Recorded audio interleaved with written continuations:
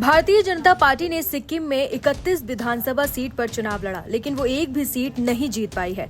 BJP के इस खराब प्रदर्शन की वजह एसकेएम और बीजेपी का अलग अलग चुनाव लड़ना माना जा रहा है। दरअसल केंद्र में बीजेपी को एसकेएम का समर्थन हासिल है, लेकिन इस बार दोनों पार्टियों ने सिक्किम में चुनाव अलग लड़ने का फैसला किया था।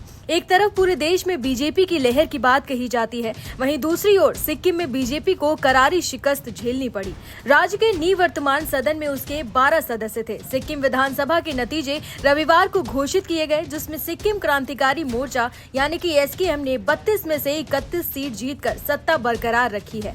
राज्य में इस बार बीजेपी को केवल 5.18% वोट ही मिले हैं। एसकेएम को 58.38% वोट मिले, जबकि सिक्किम डेमोक्रेटिक फ्रंट को 27.37% वोट मिले हैं। इन परिणाम से अंदाजा हो रहा है कि सिक्किम में बीजेपी का प्रदर्शन कितना खराब रहा। ऐसे में सवाल ये उठता है कि जब बीजेपी ने लोकसभा चुनाव में 400 पार का नारा दिया है, तब सिक्किम में इतना खराब प्रदर्शन क्यों रहा। आइए एक नजर डालते हैं कि सिक्किम में बीजेपी के हार के कुछ प्रमुख कारण क्या रहे। सिक्किम के बीजेपी अध्यक्ष दिलीराम थापा अपर बुतुर्ग विधानसभा क्षेत्र में एसकेएम उम्मीदवार काला राय से हार गए। मौजूदा विधायक एवं पूर्व मंत्री थापा 2978 मतों से शिकस्त मिली, जहां राय को 6723 वोट मिले, वहीं थापा को 3755 वोट मिले।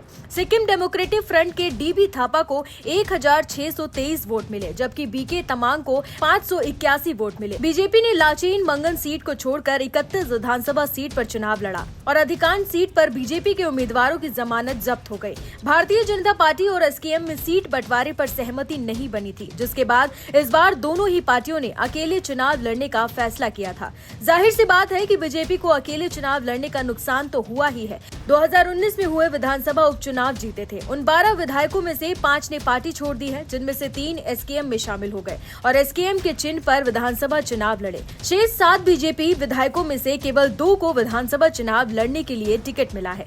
बीजेपी और सिक्किम क्रांतिकारी मोर्चा का गठबंधन चुनाव से पहले ही टूट गया था, जिसके बाद दोनों पार्टियों ने अलग अलग चुनाव लड़ा। सिक्किम क्रांतिकारी मोर्चा की शानदार जीत के पीछे जिस एक शख्स का योगदान है, वो है मुख्यमंत्री प्रेम सिंह तमांग, जो कि सहयोगी दल के रूप में बीजेपी का साथ निभा चुके हैं। जो प्रेम सिंह तमांग एक वक्त में बीजेपी के दोस्त रह चुके हैं, उन्हीं की वजह से बीजेपी को सिक्किम में बड़ी हार देखनी पड़ी। प्रेम सिंह तमांग का शिक्षक से राजनेता और फिर मुख्यमंत्री बनने का उनका सफर भी कम रोचक नहीं है। तमांग की पार्टी ने इन चुनावों में 32 सीटों में से 31 पर जीत दर्ज की है। ये आंकड़ा बता रहा है कि विपक्षी दलों और उनके बीच अंतर कितना विशाल है। तमांग अपने राजनीतिक गुरु को हराकर एक बार फिर सिक्किम की भागदौड़ संभालने जा रहे हैं। तमांग ने बेटे आदित्य गोयल को भी सोरेंग चांगुंग सीट से टिकट काट दिया था। इस फैसले से भी उन्होंने लोगों के दिलों में अलग जगह बनाई। इस सीट से उन्होंने खुद चुनाव लड़ जीत हासिल की।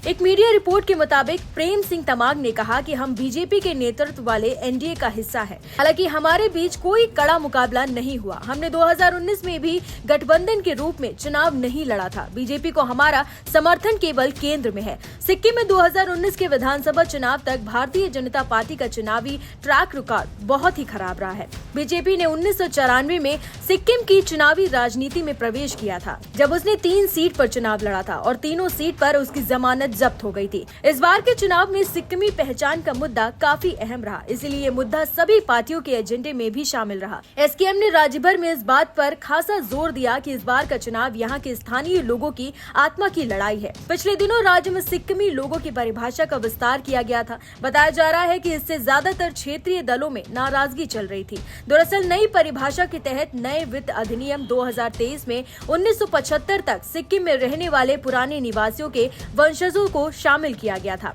जिसमें स्थानीय लेपचा, भूटिया और नेपाली लोगों से परे सिक्किमी लोगों को परिभाषा का विस्तार हुआ। हालांकि भारतीय जनता पार्टी इस कदम का बचाव किया था। इसके साथ ही पार्टी की तरफ से तर्क दिया गया था कि पुराने निवासियों के वंशजों को आयकर में छूट का लाभ पहुंचाने के लिए ये कदम उठाया गया है। साथ ही अनुच्छेद 371F का मुद्दा सभी चुनावों दलों को फोकस में रहा। एसकेएम और एसडीएफ दोनों ही अनुच्छेद 371F के संरक्षण को मुख्य मुद्दा बनाया, जो सिक्किम के विशेष प्रावधान सुनिश्चित करता है।